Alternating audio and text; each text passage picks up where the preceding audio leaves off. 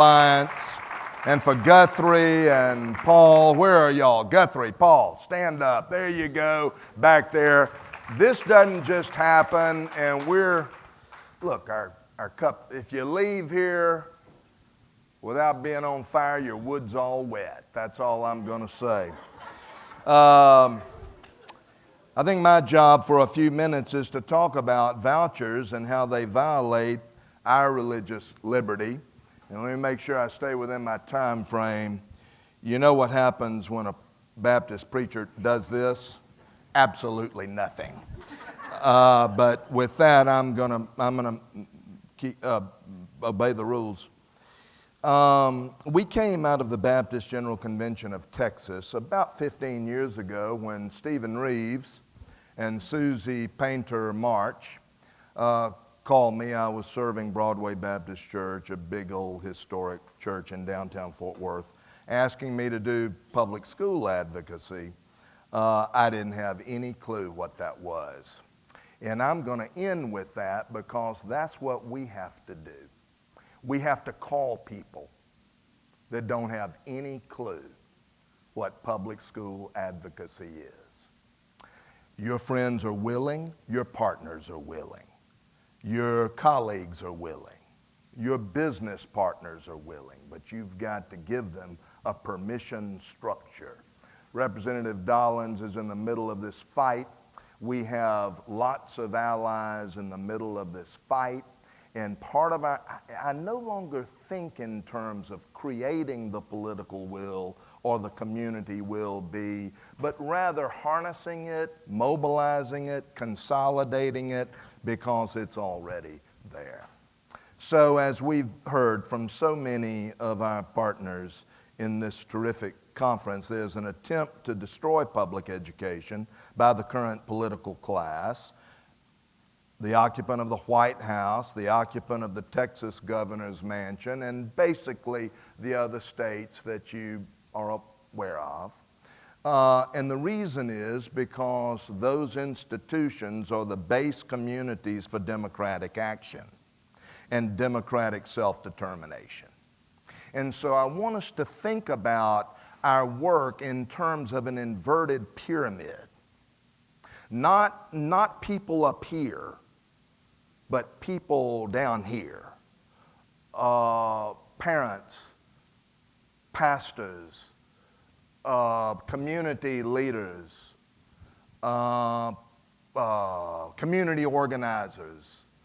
Think about your local school as the place for you to engage. Form a relationship with your principal. Right there. It's going to take some work, but that's what we have to do.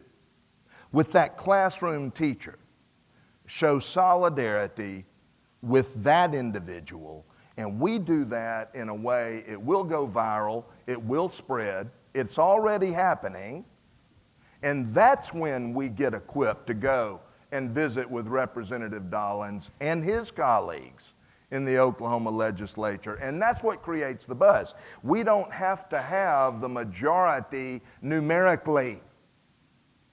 The word gets around, hey, those public school people are in the halls today. And when the Betsy DeVos folks come in, the American Federation of Teachers, and all those, what's the woman who leads the Department of Education federally now, Linda McMahon, when all those folks come in, and the Texas billionaires, Tim Dunn and Ferris Wilks, and they can fund all this. When they come in, Representative Dollins, who's already with us, but his colleagues, even on the Republican side, are going to say, I'm sorry, I can't go there with you. And then they will put pressure on the Speaker of the House of Representatives not to bring that statute to a vote. That's the way it works politically. In the Capitol, I'm going to say a little bit about that in just a moment. Vouchers are a subsidy for religious schools. It's your tax dollars supporting the literal reading of the Bible, Adam and Eve as literal people, the condemnation of gay and lesbian and transgender folks, the subordination of women. Amanda and others know more about Christian nationalism and the seven mountain, is that what it's called, Amanda? Seven mountain mandate, which is to insert this religious fundamentalism, Christian fundamentalism, in government, in media, in education, in the family, in arts and entertainment, in business. I'm leaving something out. They've got this all outlined, and Pastor Kristen and others have told us about one of the strategies for that. Let me tell you how that voucher works. You already know. In Texas, it's $8,400. That doesn't pay for any quality education, anybody's quality education. Two things will happen with that amount of money. It will subsidize the private education, which is $20,000 to $30,000. It will be an offset to that. A private school that will not take, that self-selects, that will not take poor children because there's no transportation allotment to that voucher. And how is the poor child going to get from the east side of Fort Worth to southwest Fort Worth, which is 10 or 15 miles away, without a bus to pick the child up? Not to mention all the extra expenses about athletics and uniforms and supplies and field trips. Here's what that principal is going to do, is going to say, I'm sorry, you do not meet our criteria, and that will fall out not only along lines of class, also along lines of race. Now, I have just, not to mention orientation and gender identity, right? Now, I have just mentioned some violations for people of faith in the room of our faith convictions. Those are our faith convictions. That all means all. And as people of faith who believe in our God of our religious tradition, we are motivated to support the public trust, which provides universal education to all children, regardless of background, regardless of economics, regardless of race, orientation, gender identity. In Texas, this is the way it's written. In Article 7, Section 1. A general diffusion of knowledge being essential for the preservation of the liberties and rights of the people. The legislature of this state shall make suitable provision for the operation and maintenance of an efficient system of public free schools. Say those three words with me. Public free schools. Not one syllable about private schools, and the statute was explicitly written to make sure every kid was included, including those kids on West Texas dirt ranches whose daddies were illiterate and could not sign their deed with their own name, had to sign the deed with an X, and the people of Texas set up schools that brought those kids in off those races, and we became what our politicians call the Texas miracle, which has a double entendre, doesn't it? And so here's what I'm challenging us to do. We are winning this fight. We are winning it. We're winning it in the courts.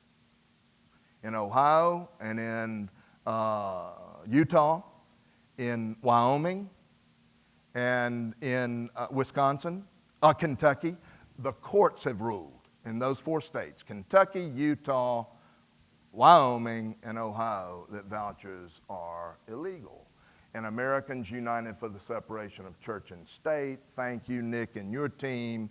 BJC, thank you, Amanda and your team. Our wonderful friends at Education Law Center that we're closely connected with are winning those lawsuits. We're winning in the courts.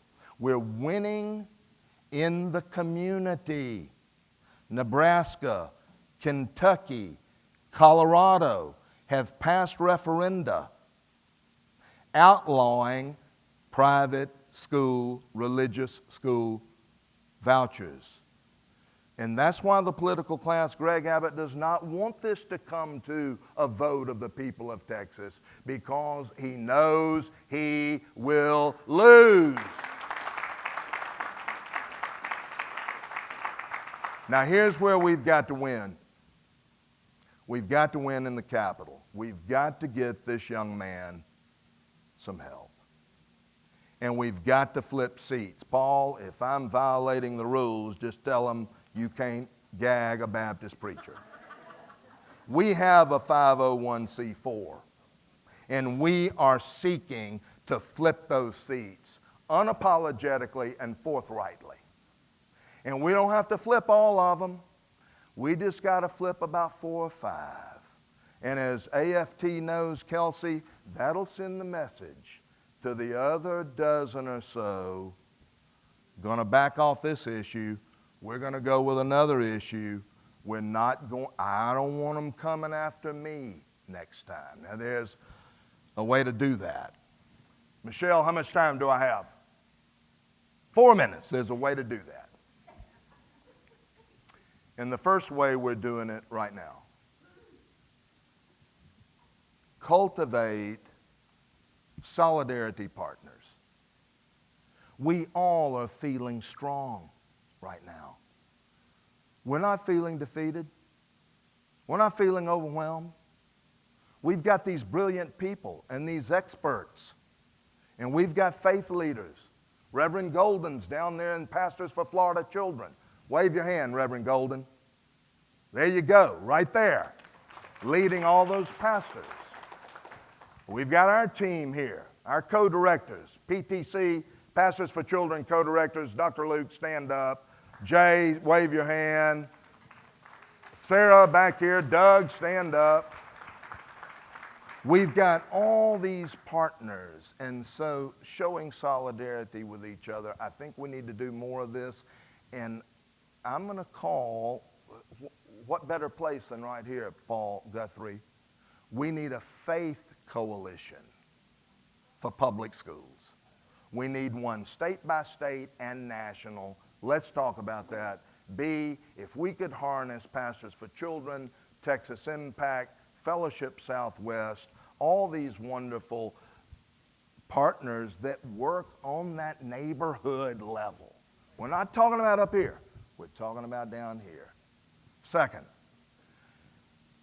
connect with unsuspecting partners. This is hard. Felicia, you and I had a little conversation about it. It's hard.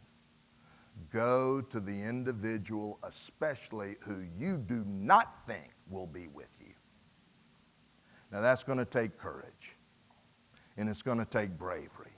But that's what we have to do. Somebody talked about, Dolores Huerta, democracy dinners. Love it. Love it. That's what we've got to do. And then we create that community support for public schools that will translate into electoral wins at the ballot box. I'm just going to tell you, right now,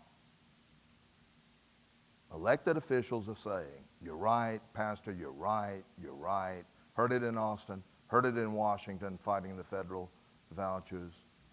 Dr. Luke leads our coalition on public schools.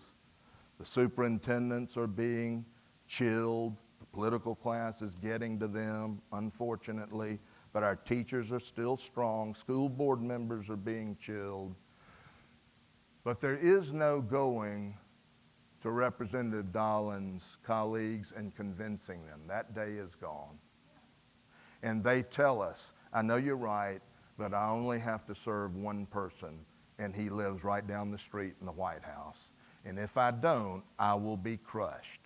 We had the voucher bill defeated on the 17th of April, Holy Thursday. The governor picked it because he knew that B and I would have our forces out, all our pastors. He picked that day when we couldn't be there. And we still had a bunch of pastors in the Capitol.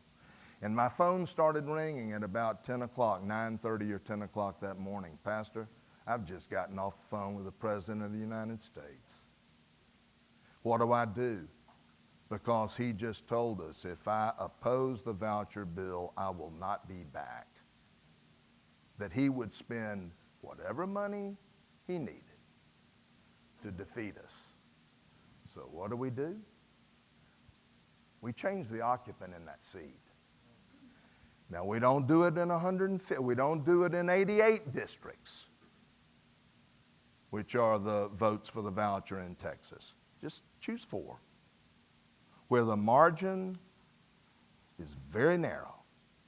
And we flip those seats in Texas, same in Oklahoma, we'll turn this around. I'm going to close with this story. When Susie and Stephen asked me to do this, I said, well, what do I do?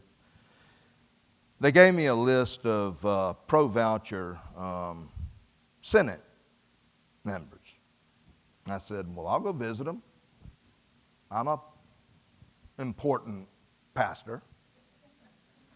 They'll listen to me. And the first 3 or 4 visits went like this. The receptionist, what are you here for? I'd like to see the senator about public schools. Click. Leave your card. I'll make sure the senator calls you.